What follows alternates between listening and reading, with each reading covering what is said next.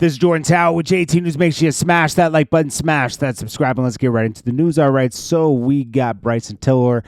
The music business is a sad place because Bryson Tiller talks about the beginning of his journey in the music business. He got connected with Timbaland. This is right around the time he made Don't. Now, when he made Don't and all these other tracks, Timbaland was like, yo, we need to get you back in studio, right? So Bryson Tiller wasn't signed to Timbaland at this point, but Timbaland was encouraging him to, let's keep going, let's get you in the studio, let's work, right? So he quit. He was encouraged by Timbaland, so he says, to quit his job.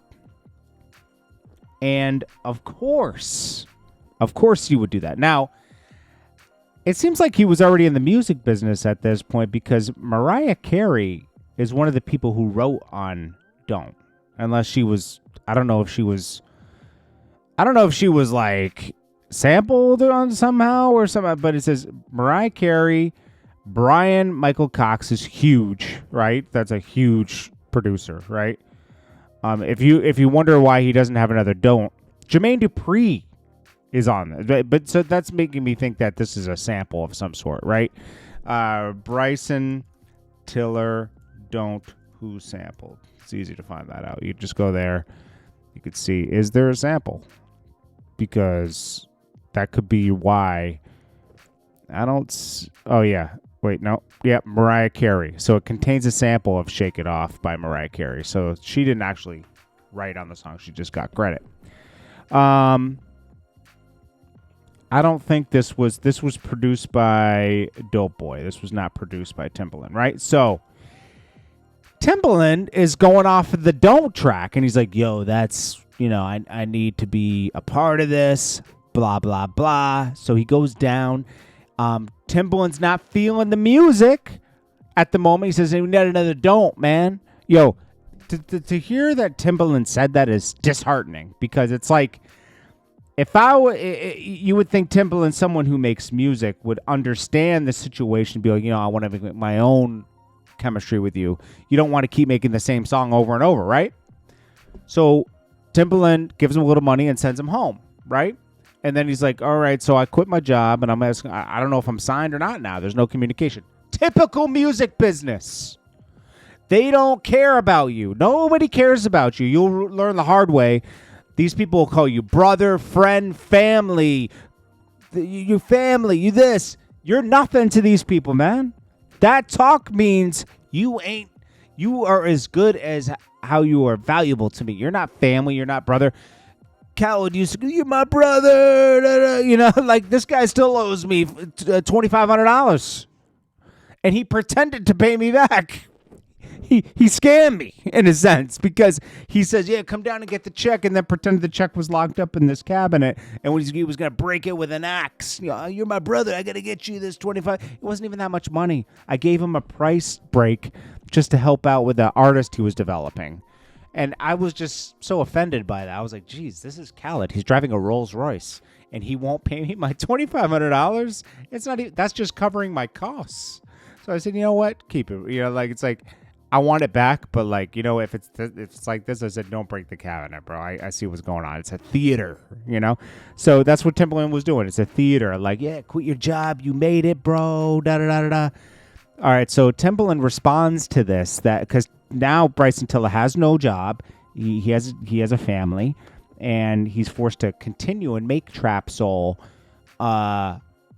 with no income. So Timbaland responds in his own way. Oh, wait, hold on a second. Here we go.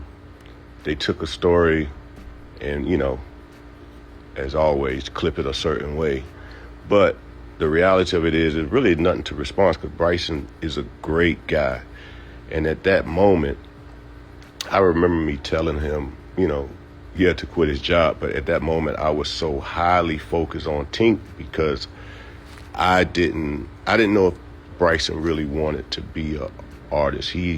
Bryson is one of the illest writers and talented guy that I know. And he was with my man who was working with me at the same time, who managed him, Richie. So I always try to put him in the right space, even if I wasn't in the right space, if you know what I mean. Like, because my focus was at that time was mainly on Tink, you know, getting her a deal and trying to get her signed. But as you know, Bryson called me yesterday. He didn't have Don't when I. And I'll give Bryson some